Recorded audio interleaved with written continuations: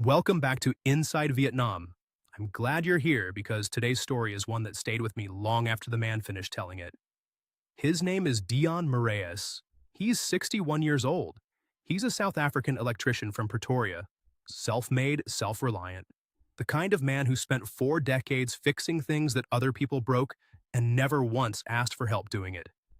He came to Vietnam with a fresh start in his pocket and what felt like a very clear head. This is not a story about a fool, that's important to say, up front. Dayon is not a foolish man. He's not an impulsive man. He is, if anything, one of the more careful men we've had on this channel. And what happened to him in Hoi An is going to make you think very differently about what careful actually means. Here's his story, in his own words. Right, so I need to go back further than Vietnam. You can't understand why I ended up there without understanding what I was coming from. And I'll try to be quick about it because I'm not a man who likes to make a meal of the past. But you need the context. I ran an electrical contracting business out of Pretoria for 22 years. Mirais Electrical. Just me and two guys most of the time. Occasionally a third when we had a big commercial job. Shopping centers, housing estates, the odd school or government building when you could get the tender. It wasn't glamorous work. 5 in the morning starts, crawling through ceiling cavities in 40-degree heat, arguing with building contractors who wanted the job done yesterday and signed off last week. But it was mine. I built it properly and it ran properly, and for a long time that was enough. The marriage ended in 2014. My wife, I'm not going to go into all of that. It's her story too, and she deserves her privacy. But we'd been unhappy for a while, and then we were separated, and then we were divorced. These things happen. The kids were adults by then. My son Peter was 24, my daughter Anki was 22. They stayed close to their mother, that's natural, I understood it at the time. What I didn't understand, what I kept telling myself would sort itself out, was that close to their mother turned into distant from me, and distant turned into something that didn't really have a name. The business kept me going, that's the honest truth. I had structure, I had problems to solve.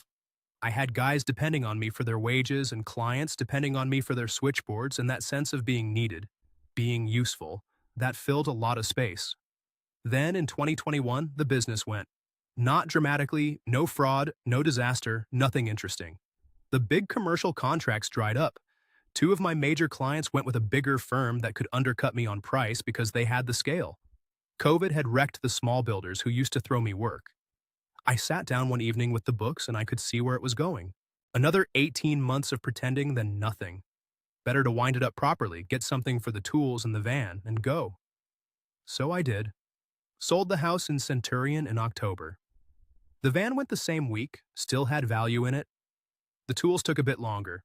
4 decades of equipment, you don't move that in a week. But by December, I had cleared everything. The house got me 1.9 million rand. The business assets came to another 900,000 rand. Call it 2.8 million rand all up. I put it through a currency transfer service and came out with 152,000 US dollars, sitting in an account I'd opened with a bank that had good international access. I made a spreadsheet. That's the kind of man I am. Now, here's the part that people ask me about. The Facebook photo. Anki got married in September of that year. I didn't know she was engaged. I hadn't known she was seeing anyone seriously. We'd been, I suppose the word is estranged, not angrily. There was no big falling out, no single terrible phone call. It just got quieter and quieter until there was nothing. Birthday texts that said, "Happy birthday, Dad," and nothing else. Christmas messages I sent that came back with a thumbs-up reaction but no words. I told myself this was normal, that young people were busy, that it would sort itself out when they had their own children and understood things differently. The photo came up in my Facebook feed on a Thursday morning. A friend of someone from my old school had been at the wedding and tagged a group photo. Anki in a white dress, standing in front of a venue I'd never seen, in Santon somewhere. 20 or 30 people around her, glasses raised. Her brother was there, her mother was there. I wasn't. I sat with it for about 10 minutes. I'm not going to tell you I cried because I'm not certain I did, not right then. It was more like, you know when you're testing a circuit and you touch the probes to a connection you thought was live and there's nothing there? Not a shock, just absence. Just the realization that the power went out a long time ago and you hadn't checked. I closed the laptop and went to bed. 3 days later, I made a spreadsheet about Vietnam. No, not Vietnam specifically, not at first. I was looking at options. Malaysia came up. Thailand came up. Portugal for a while, but the cost had gone mad. Then I found a forum for South African expats, one of those ones you end up on at 2 in the morning when the insomnia hits. And someone had written a long post about Hoi An. Small town, central Vietnam. The old part is UNESCO listed, so it's not going to be knocked down and replaced with a shopping center. Tourists pass through, but it's not a party town. Rent is cheap, food is cheap, weather is warm and fairly predictable. The man writing it was 63 and had been there 4 years. He seemed sane. He gave actual figures. I wrote them down. 152,000 US dollars in Hoi An on a conservative budget of $1,000 a month all in. And it won't be that high. This man was saying it was more like 700 if you live like a local. You're looking at 10 years. More. Longer than I probably needed to plan for. That's an electrician's logic. I wasn't chasing something. I was solving a problem. I booked the ticket on a Tuesday. One way, Johannesburg to Da Nang via Doha, leaving the 28th of January. I closed the browser. I went to make coffee. I didn't tell anyone I was going. Not because it was a secret. There was just nobody in particular to tell. I'm aware of how that sounds. I packed one large bag and a carry-on. At OR Tambo, I sat at the gate and looked out at the apron and thought, right, this is what's next then. And I felt, not excited exactly, more like a circuit that's been switched off for a long time being switched back on.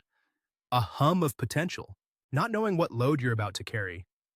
I should have paid more attention to that last part. The flight from Doha to Da Nang is about 6 hours, and I spent most of it looking at a map of central Vietnam on my phone, the kind of thing you do when you're trying to feel like you have a plan. Da Nang Airport is modern, newer than OR Tambo in some ways, better signage. I got through immigration without any drama. South African passport, 30-day visa on arrival. The officer barely looked at me. Outside the terminal, the heat hit me like a wet towel. Not the dry, high-veld heat I'd grown up with, the kind that bakes the color out of everything. This was different, heavier, like the air itself had weight. I stood on the pavement with my bag and my carry-on and sweat through my shirt in about 4 minutes. I'd arranged a taxi through a service the forum man had recommended. The driver was young, spoke decent English, and spent the 40-minute drive to Hoi An telling me about his cousin who wanted to visit South Africa to see the lions. I told him the lions were mostly in game reserves and you didn't generally see them from the road. He seemed disappointed. We drove past rice paddies, past a stretch of coast I later learned was My K Beach, past construction cranes and half-built resorts. And then the road narrowed and the pace dropped, and we were in Hoi An.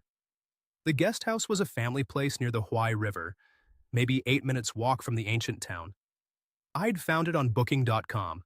22 US dollars a night, a breakfast included, rated 8.9. A woman called Mrs. Huang ran it. She was mid-50s, businesslike, had the kind of efficient manner that told you she'd been dealing with confused foreigners for 20 years and had lost patience with nonsense but not with people. She showed me to my room, explained the breakfast hours, told me the Wi-Fi password, and left me to it. The room was clean. Tile floors, a window unit that rattled but worked, a bathroom with a handheld shower head. I sat on the bed and looked at the ceiling and thought, well, here we are then. I paid by the week. Partly for simplicity, partly because it felt less like a commitment than paying monthly. I was still at the stage of pretending I might leave. For the first 2 weeks, I established a routine, which is what I do. I'm not good at unstructured time. 22 years of 5 a.m. starts doesn't just switch off. I was up by 6 most mornings, out by 7. There was a street stall 3 minutes from the guest house, a woman who set up on the pavement with a cart and a gas burner, and she made banh mi with pate and pickled vegetables and a fried egg if you wanted it. 7,000 dong, less than 30 cents. I ate it standing up on the pavement with motorbikes passing a meter from my elbow, and it was, I will say, one of the better breakfasts I'd had in years. After breakfast, I walked. The ancient town is genuinely old. Yellow-painted merchant houses from the 16th and 17th centuries, narrow lanes, wooden shop fronts, the river with its colored lanterns hanging over the water. I'd seen photos, but photos don't get the scale of it right. It's a small place. You can walk the main streets in 20 minutes. But there's something about the proportions of it, the low roof lines, the way the lanes stay shaded most of the morning. that makes it feel settled, unhurried. I'm not prone to finding places atmospheric, but I found this one atmospheric. Here's what I didn't expect. I liked not being known. In Pretoria, if you ran a business for 22 years in the same area, your name meant something. People knew you, knew your history, knew that you were Dion Moraes who built Moraes Electrical from scratch, and whose kids didn't come to his business closing party because they weren't invited. In Hoi An, I was just a big, sunburned Afrikaner with bad Vietnamese who tipped slightly too much because he couldn't work out the denominations fast enough. Nobody had an opinion about me. Nobody was watching to see how I was holding up.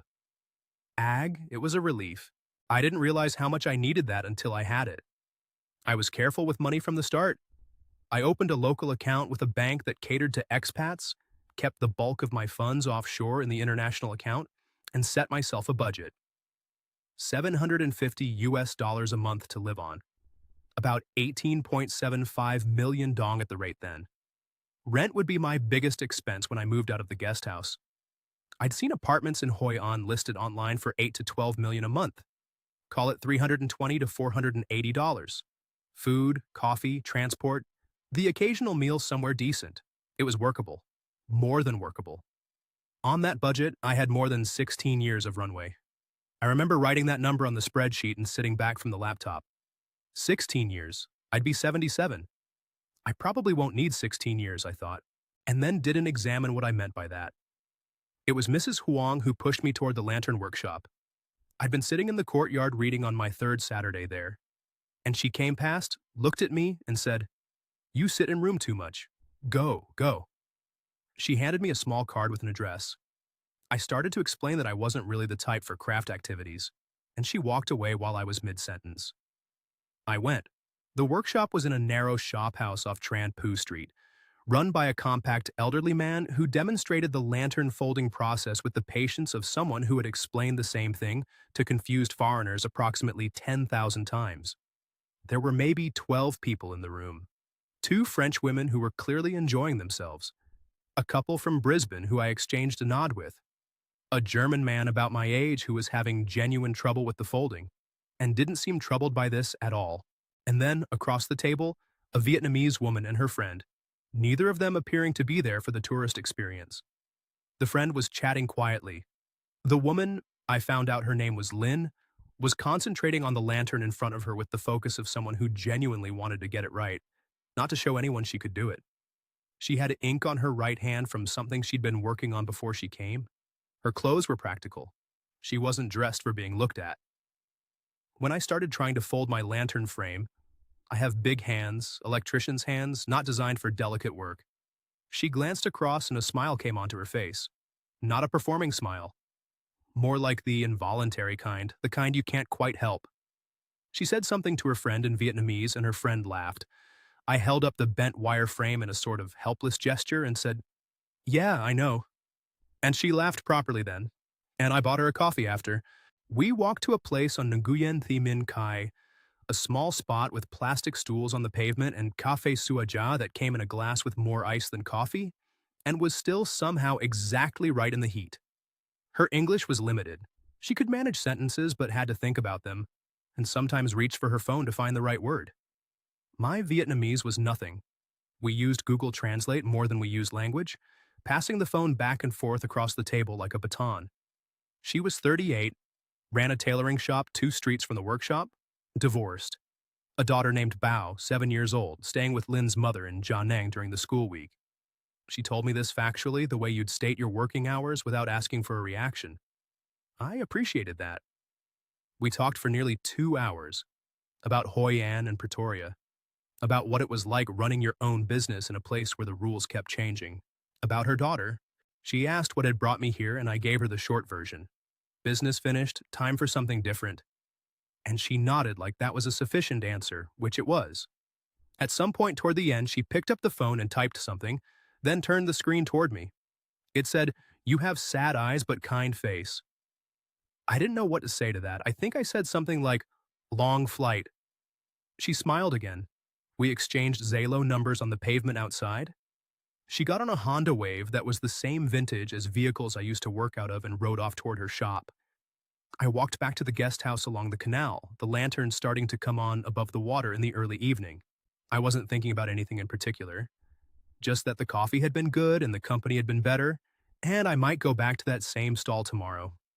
We went back to that stall the next morning and the morning after that. Within a week, it was just what we did. Ka Fei Sua Jia Nguyen Timin Kai at 7:30, before she opened the shop and before the tourist foot traffic picked up, and the lanes got busy. Sometimes we talked properly, trading the phone back and forth with Google Translate. Sometimes we just sat and drank our coffee and watched the street wake up. I visited her shop on the fourth day. I wasn't invited exactly. She mentioned the address during one of our translation sessions, and I walked past it the following afternoon and the door was open, so I went in. It was small, maybe 5 meters wide. Bolts of fabric stacked along one wall, a cutting table in the middle, a sewing machine at the back. A customer was being measured by a young woman who worked for Lynn.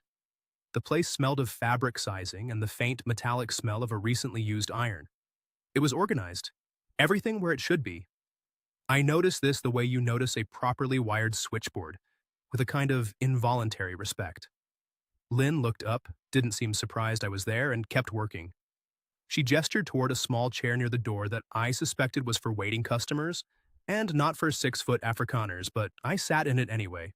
She finished with her customer, said something to the young woman, and came over.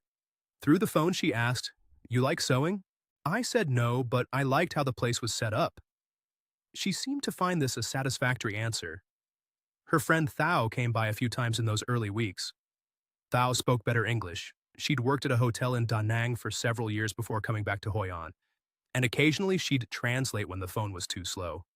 She was warmer than Lynn in some ways, quicker to laugh, more curious about me in an open way. I liked her. She seemed to have Lynn's interest at heart, which at the time I took as straightforward. One thing I want to say clearly, because I've read the comments on other people's stories, and I know what people assume. Lynn was not performing availability. She canceled on me twice in that second week when the shop was busy. Just a short Zalo message, "Busy today, sorry," and that was that. No elaborate explanation, no guilt, no offer to make it up to me. Both times I sat with my coffee alone and felt, honestly, fine about it. More than fine. A woman who canceled when she had work to do was a woman with a functioning life. I'd read enough expat forums by then to know that the opposite. A woman who was always free, always available, always adjusting her schedule around you, was not necessarily a good sign. I learned her story in pieces over those first weeks.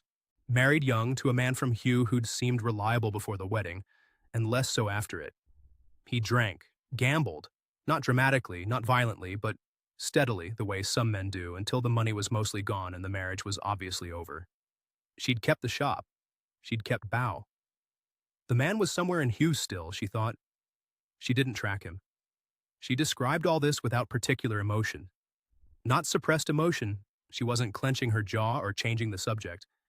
It was more that she'd processed it already and filed it. This happened, then this happened. Now I am here. I recognize that too. It was how I talked about my own divorce when I didn't feel like going into detail. I met Bao at the end of week 5. Saturday morning, Lynn had her daughter for the weekend.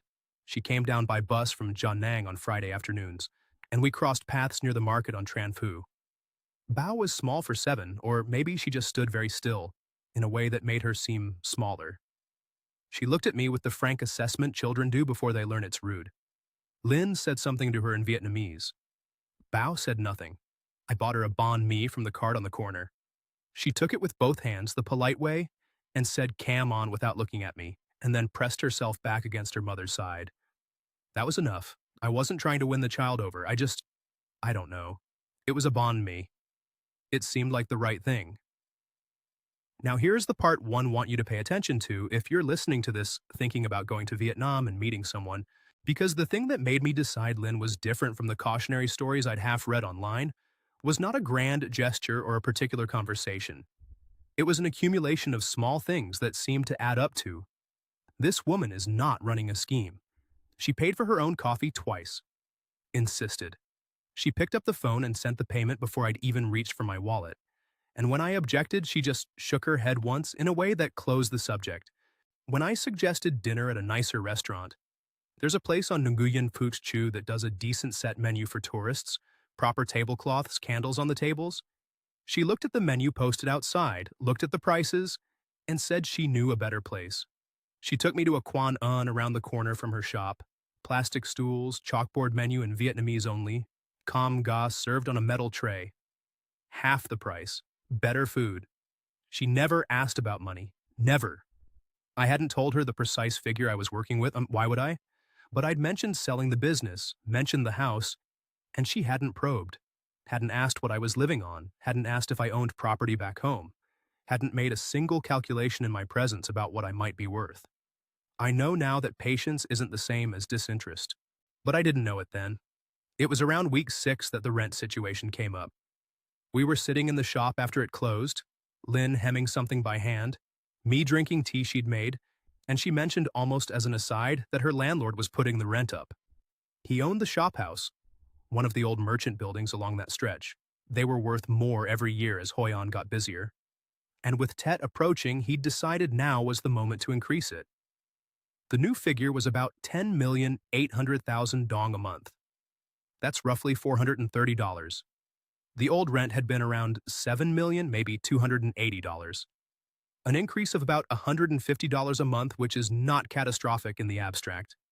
But on the margin that a tailoring shop in a tourist town runs on, month to month, with a 7-year-old to feed and a mother in Da Nang she sent money to, it was a problem. She didn't ask me for anything. She mentioned it the way you mention bad weather. I asked how much the increase was. She told me. Then she looked back down at the hemming. I offered to cover 3 months while she either renegotiated or found another solution. 32 million dong total, about $4,200 US. She refused at first, said it wasn't my problem. I said I had the money and she was my friend and it was no issue. She refused again. I said the same thing again. Eventually she accepted, in the way someone accepts help when they genuinely need it and have run out of the energy to keep refusing. I want to be clear about something. That payment was not stupid. Helping someone you care about with a practical problem is not stupid. The stupidity, and I've spent a lot of time since then being precise about this, was not in the act of helping. It was in the logic it created. I had now established, in both our minds, a way of working. Problem arises, I fix it. I'm the man who fixes things. That's my function. I'd been doing it my whole life. And there was something else she told me around that time. In one of the longer translated conversations, she described how it worked in Vietnamese families. The obligation to your parents, to your siblings, to the people who came before you. She was the eldest daughter. Her mother was getting older, her hip was giving her trouble, and sending money south each month was not optional. Not a generosity, a duty. She described it matter-of-factly, not to elicit sympathy, just because it was a fact of her life the same way the shop rent was a fact of her life. I found this interesting. Filed it under. Different culture. Makes sense, actually. She mentioned her brother in passing during that same conversation. He'd borrowed money from her before, she said, with an expression that suggested this was an ongoing irritation. He didn't always pay it back. She seemed frustrated by him. I remember thinking, fair enough. Difficult family members are universal. I think about that mention a lot now. The way she said it. Should have asked more about him then. Didn't. The months that followed the rent payment were, I'll say it plainly, some of the better months I'd had in a long while. Not exciting, not dramatic. Just good, settled. The kind of days that don't make for much of a story, but that you miss badly when they're gone. I found a proper apartment in month 3. A place in a hem off Phan Chu Trin. A narrow alley, quiet. A landlord who left you alone. A second bedroom that I used as a sitting room because I was 61 years old and entitled to a sitting room. 12 million dong a month. About $480. I budgeted it in, and it was fine. Lynn didn't move in officially. Her shop was a 20-minute walk. She kept a few things at her mother's place in Da Nang, and I think she was careful about appearances in a way I respected. In a small town, a Vietnamese woman living openly with a foreign man carries its own weight. She stayed most nights. We didn't discuss the arrangement. It worked. I was picking up Vietnamese phrases by then. Nothing fluent. I want to be honest about that. I was never going to be fluent. The tones defeated me completely, and I mispronounced things in ways that apparently said entirely different words. But enough to order food, to greet Lynn's neighbors, to make Mrs. Huang laugh when I attempted something complicated and got it wrong. Bao was warming to me in the slow, non-committal way of a cautious 7-year-old. By month 4, she would sit near me at the table without pressing against her mother. By month 5, she showed me a drawing she'd done at school without being prompted. I didn't make a big deal of it, just said it was good. She went back to her drawing. It was real, I need to say that. Whatever came later, that period was real. I'm not going to sit here and say I was being managed the whole time, that every moment was a performance, because I don't believe that, and it wouldn't be fair to say it. We took the bus to Jianeng in month 4 to see her mother. Bon Gotch lived in a narrow house in a residential area near the river, 3 rooms plus a small courtyard where she kept pot plants and a wooden bench. The house was clean and modest and slightly cool, the way older Vietnamese houses often are, with thick walls and small windows. There was an altar in the main room, her father's photograph, a bowl of fruit, sticks of incense sending a thin thread of smoke toward the ceiling. It smelled of sandalwood and something cooking in the back. Bon Gok was 67 and small, with the kind of stillness that comes from having watched a lot of life pass without much surprise. Her hip was clearly troubling her. She moved with one hand trailing along the furniture, finding contact points the way I do when I'm working in a dark ceiling space. She served me tea without asking if I wanted any, which I appreciated, and then studied me openly while Lynn and her spoke in Vietnamese. Not rudely, just thoroughly. I asked Thao afterward what they'd been talking about. Thao translated what the mother had said. She said you look sturdy, like you could carry things. I took this as a compliment. I'm a big man. I've carried things my whole life. I thought, this is a practical woman who approves of practical men. That seemed fine. The hip procedure came out of that visit naturally, the way things do when you can see the problem with your own eyes. Bon Gok needed surgery. The public hospital waitlist in Jianeng was long, months, maybe longer. A private clinic near Hai Chau could do it in 6 weeks. Lynn explained this on the bus back to Hoi An, looking straight ahead out the window, not at me. She wasn't asking, she was explaining. But an explanation that ends with a 6-week private clinic option and an elderly mother who can barely walk across a room only travels in one direction. I asked the cost. She told me the procedure was around 62 million dong, about $2,500. Anesthesia, recovery, follow-up visits, medications, another 40 million give or take. Call it 102 million dong total. Just under $4,000 US for the procedure itself. Another 3,800 in associated costs. I said I'd cover it. And here, this is important, I didn't just send the money and hope. I went with Lynn to the initial consultation. I sat in the waiting room of a clean private clinic with good air conditioning and an intake form in both Vietnamese and English. I met the doctor, a serious man in his 50s who explained the procedure clearly and answered my questions through Lynn translating. I saw the paperwork. I saw the clinic's credentials on the wall. This felt, and I want to stress this word, verified. The kind of thing an electrician does before he signs off on a job. I checked. I transferred 102 million dong in 2 installments. $7,800 US total. Then came Min. I'd known he existed for months.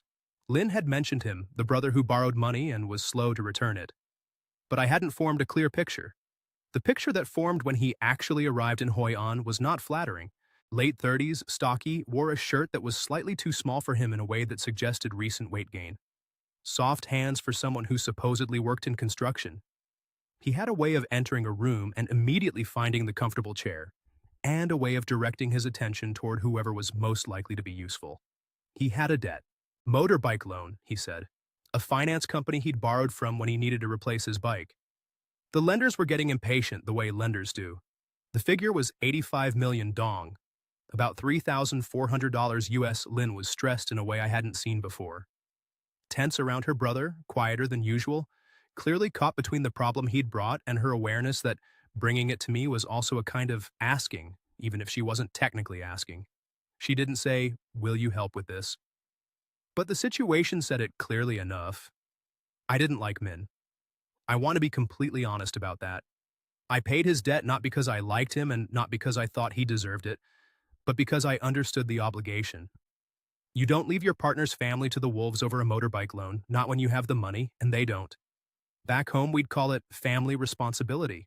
Here, they just do it more openly, without the embarrassment that South Africans wrap around needing help. I respected that in principle.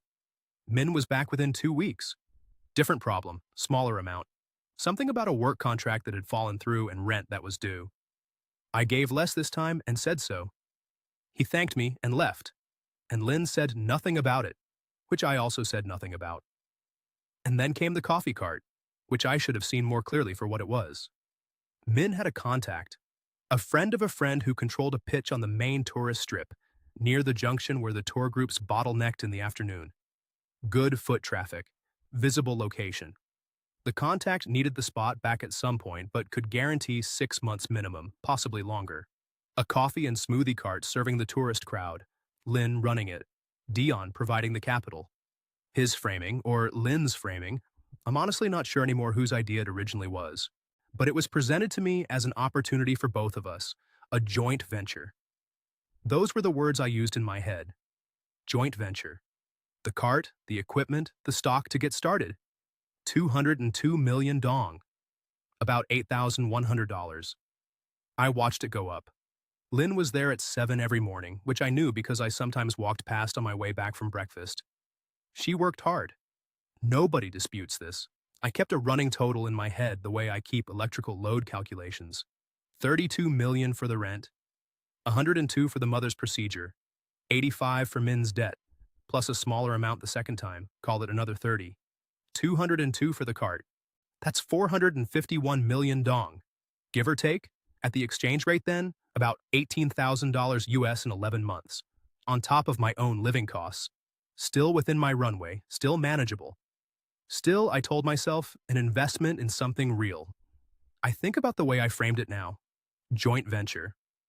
Investment. I spoke like a businessman making considered decisions, not like a man who was, function by function, becoming the primary financial infrastructure of someone else's life. But I'm getting ahead of myself. The cart spot lasted 5 months before Min's contact needed it back. That's what Lynn told me anyway. The man had his own plans for the location. It was business. These things happen. I believe this. Probably I shouldn't have believed it so easily, but I did. So we needed a permanent location. And if we were going to have a permanent location, we needed a proper kiosk structure. And a kiosk structure on the tourist strip needed a business permit. And a business permit required a registered Vietnamese business entity, which meant a Vietnamese national had to be the legal owner of record. I researched this thoroughly before agreeing to anything. That's what I do. I spent 3 days going through Vietnamese business registration requirements online, government websites, expat forums, a legal summary I found on a law firm's website in Ho Chi Minh City that handled foreign investment cases. Everything I read confirmed the same thing. Foreigners cannot own land or registered businesses in Vietnam without a Vietnamese partner holding the license. This isn't an opinion or a workaround. It's the law. The only way to operate a retail business legally as a foreigner is to have a Vietnamese national as the registered owner, or to go through a complex and expensive foreign investment enterprise process that makes no sense for a coffee kiosk. So I went to a bar on Bok Jang, near the river, one of those open-fronted places with Bia Saigon on tap, and a ceiling fan that moved the heat around without reducing it. And I had a beer with 2 expats I'd gotten to know slightly through a Facebook group for foreigners in Hoi An. One was a British man, mid-60s, who'd been running a small cafe in the ancient town for 3 years. The other was Australian, younger, who taught English at a language center near the market. I laid out the situation. The Brit confirmed everything I'd read. He'd done exactly the same thing with his cafe. His Vietnamese partner held the business registration and the lease. He said it was completely standard. Then he paused and said, "Just make sure you trust her," and laughed in a way that was probably meant to be friendly but contained something else. I noted the laugh. Filed it under, expat humor, ignore. I told myself I trusted her. I did trust her.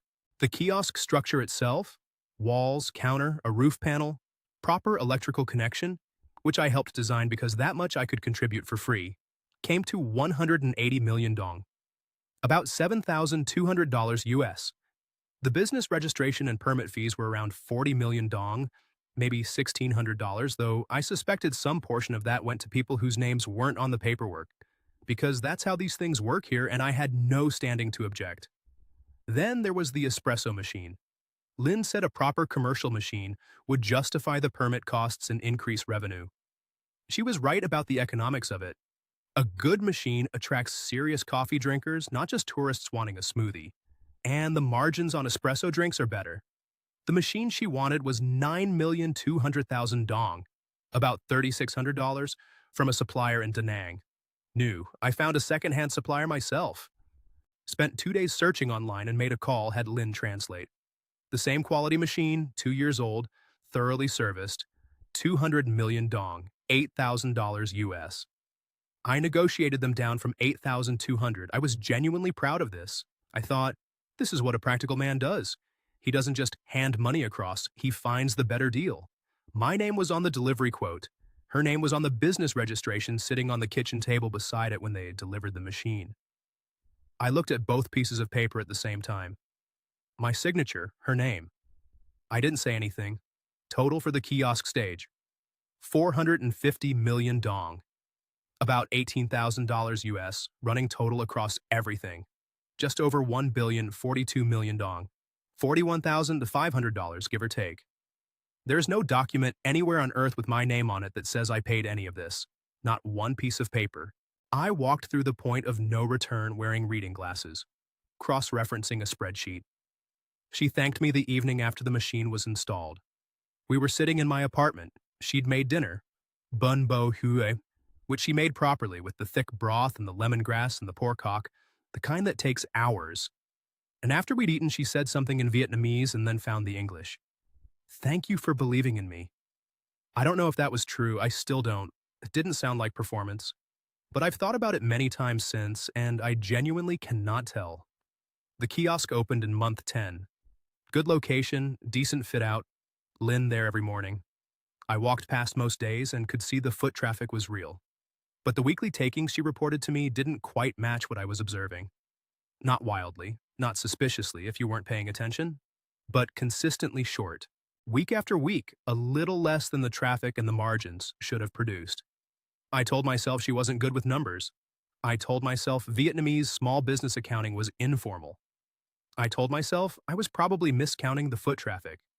Then one morning in month 11, I walked past at 8:30 unannounced, and Min was behind the counter. Not serving customers, there was only one customer, but behind the counter in the space that was Lynn's. He saw me through the window, he didn't come out.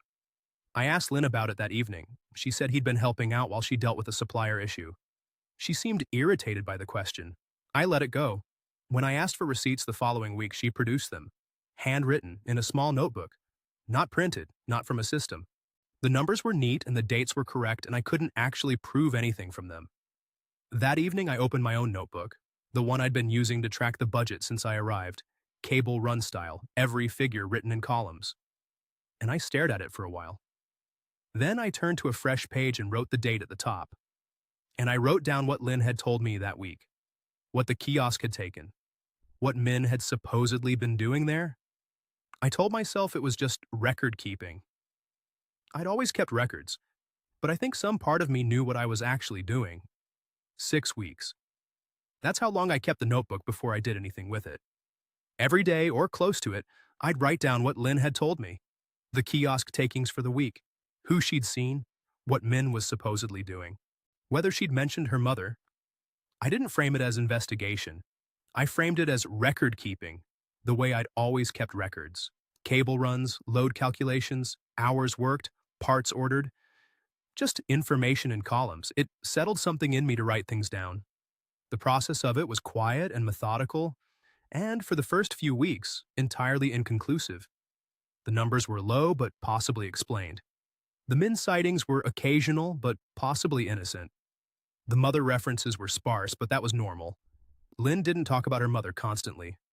And then, around week 5, I went back to the beginning of the notebook. Not the new section, the original one. The budget tracking I'd been doing since I arrived in Hoi An. I'd written down everything Lynn had told me going back months, because I tend to note things that are relevant to money in any conversation. And I'd been doing it out of habit without realizing I was doing it. The surgery came up in February. I found the entry. Lynn mentioned her mother's procedure went well, recovering at home. I had it down to the day. February the 9th. I was eating calm tam at the place near the market when she told me, and I'd noted it because I was tracking the medical costs. Then I found August. I was looking at the news section and one came across a conversation I'd written up after a Zalo call. Lynn explaining that the clinic had rescheduled Bongok's hip surgery to October. The doctor had changed his availability. These things happen. I sat with those 2 pages open for a long time. The surgery had happened in February. I had that written down. I had the transfer records. 102 million dong in 2 installments, month 4, which was 5 months before February. The surgery was supposed to have occurred, and now apparently it was scheduled for October. I didn't panic. I'm not a man who panics. I just stared at it the way you stare at a wiring diagram that has a section that doesn't connect to anything, looking for the mistake, waiting for it to resolve itself into something that makes sense. It didn't resolve. I went back further. The motorbike debt. In month 3, when Min had arrived with his problem, Lynn had explained it clearly. A loan from a finance company he'd borrowed to replace his bike, the repayment schedule had slipped. I had that written. Then, in month 7, when I'd asked a follow-up question about whether Min had sorted his finances, Lynn had said something slightly different. It had been a loan from a friend, not a company. Not a dramatic change. Easy to miss if you weren't comparing the 2 entries directly. In month 10, she couldn't remember the details of it. The debt that had cost $3,400 to clear, and she couldn't remember whether the lender was a company or a person. In my experience, and I've been writing quotes and invoices for 22 years, people forget the amounts they lend. They remember the amounts they owe. They remember who they owe it to. She forgot the bad debt. Then I pulled out the kiosk receipts she'd given me, handwritten in her small notebook. I laid them alongside the invoices I'd received directly from the espresso machine supplier and the initial stock order. Printed, itemized, with margins I could calculate.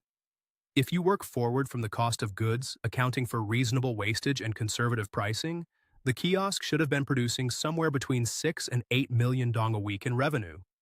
Lynn had been reporting 4 to 5 consistently for months. Not dramatically less. Consistently less.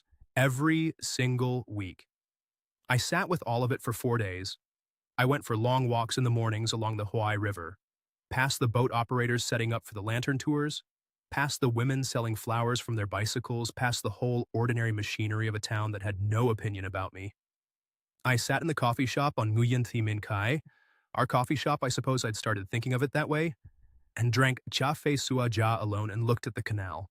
I drank more Bia Saigon in those 4 evenings than I had in the previous month. Not drunk, just company. I thought about Peter and Anki. I thought about Anki's wedding photo, all those strangers raising glasses.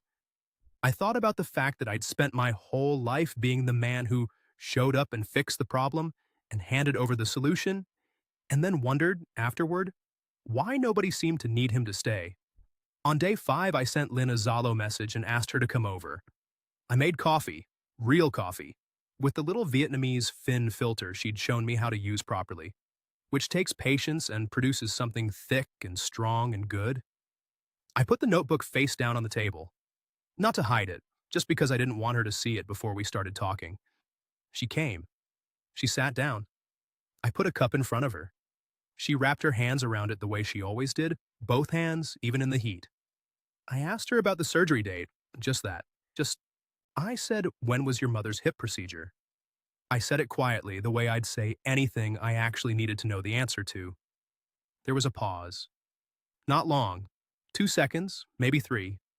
But I've spent my career reading situations, reading whether a job is what it's supposed to be or whether something is wrong behind the wall. And in those 2 seconds, I watched her face do something. A small recalibration. The kind that happens when someone is working out what you know before they decide what to say. Then she cried. Not immediately.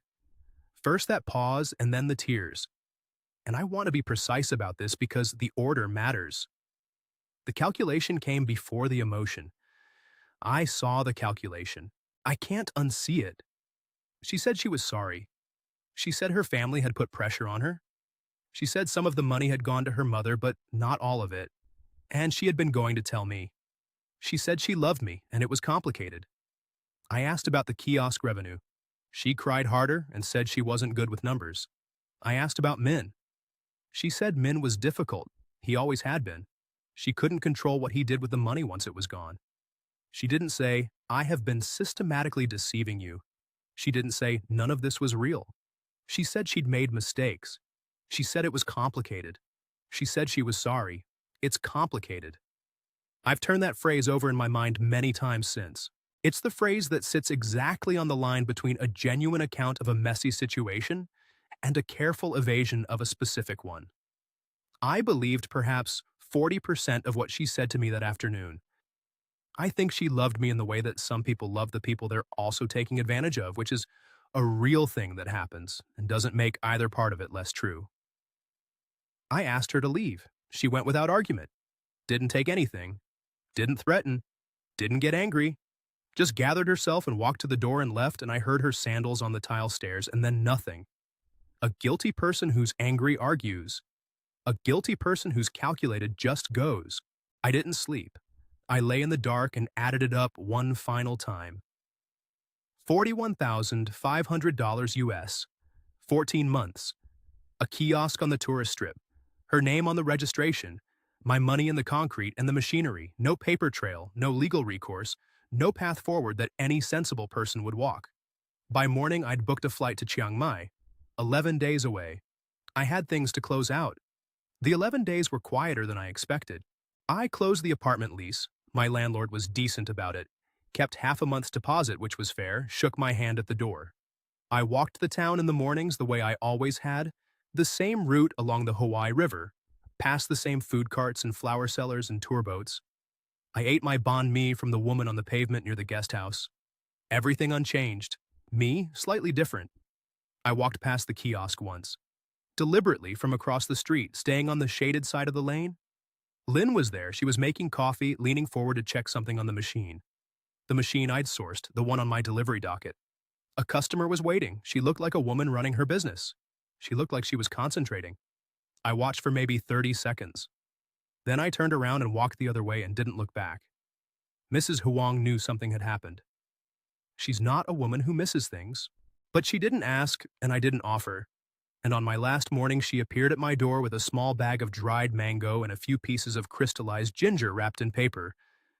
The way someone's mother sends you off. I managed to thank her properly. I'm not sure I managed much more than that. I cried in the grab to Da Nang Airport, which I genuinely did not expect. I'm not a man who cries in cars, but there it was. Chiang Mai is different. Cooler, especially in the north, with a different quality of light. Less of that coastal glare, more shadow from the mountains. I found a serviced apartment in the Niman area within a week. A proper one-bedroom with a desk and reliable Wi-Fi. $180 a month. I set up the laptop and opened a spreadsheet. $108,000 remaining.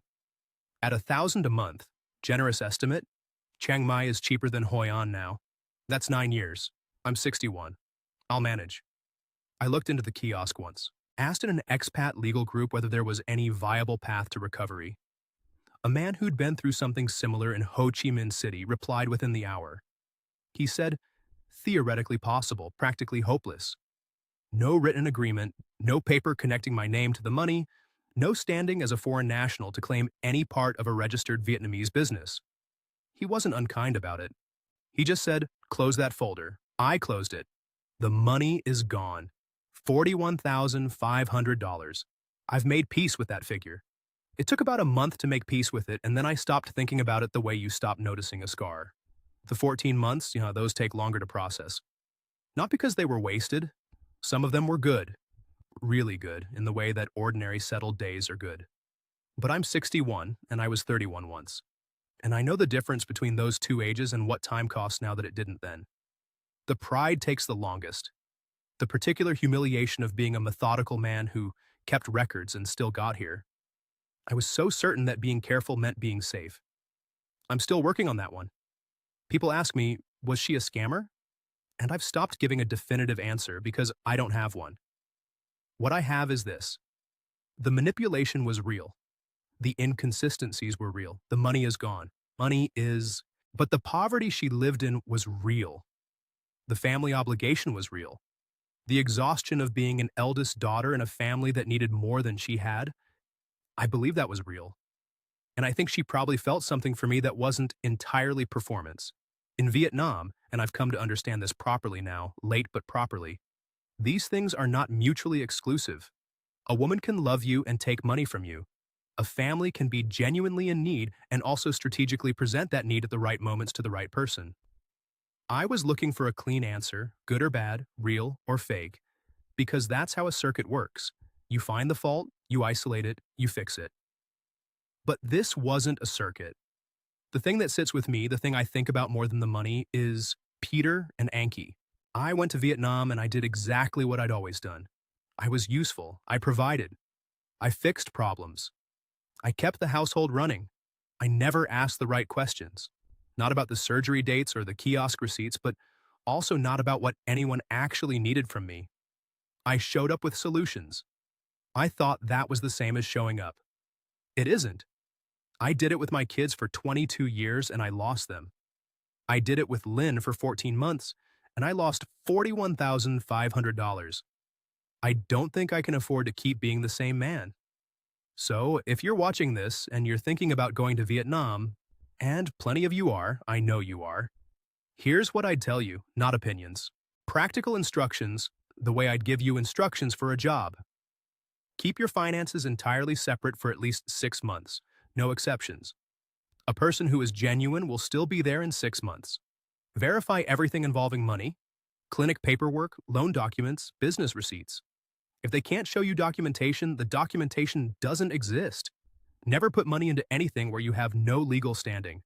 In Vietnam, this means never fund a business you can't be named on. If the law doesn't allow your name on the paper, find another way or don't do it at all. Watch how she handles her own money, not just yours. Does she budget? Does she save? Does she spend carelessly and then look to you to cover the gap? You'll learn more from this than from anything she tells you directly. And this last one is the one that cost me the most to understand. Be cautious of the person who never asks. It can mean she's genuine. It can also mean she's patient. Those two things look identical from the outside for a very long time. I thought being practical meant I couldn't be fooled. Turns out being practical just meant I found practical-sounding reasons to ignore what I already knew. The wiring was wrong from the start. I just didn't want to pull the circuit. That's Dion's story, and we're grateful he told it. Here's what I want you to take from it. Dion is not the man you imagine when you picture someone getting taken in overseas. He's not lonely and naive. He's not desperately chasing youth. He's careful, experienced, and self-aware. And he still ended up here. Because what caught him wasn't a simple lie, it was something more difficult. The overlap between genuine human need and strategic exploitation. In a culture whose rules around money and family he didn't fully understand before it cost him. The warning in Dion's story is not, don't trust Vietnamese women. That would be the wrong lesson and an unfair one. Vietnamese family obligation is real. The financial expectations that come with a relationship are real. The gap between what a Western man assumes a relationship means financially and what his Vietnamese partner assumes. That gap is real, and it will cost you if you arrive in Vietnam without understanding it.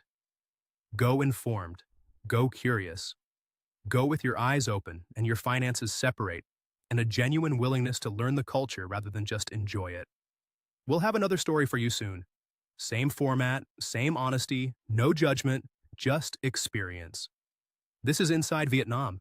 Take care of yourselves.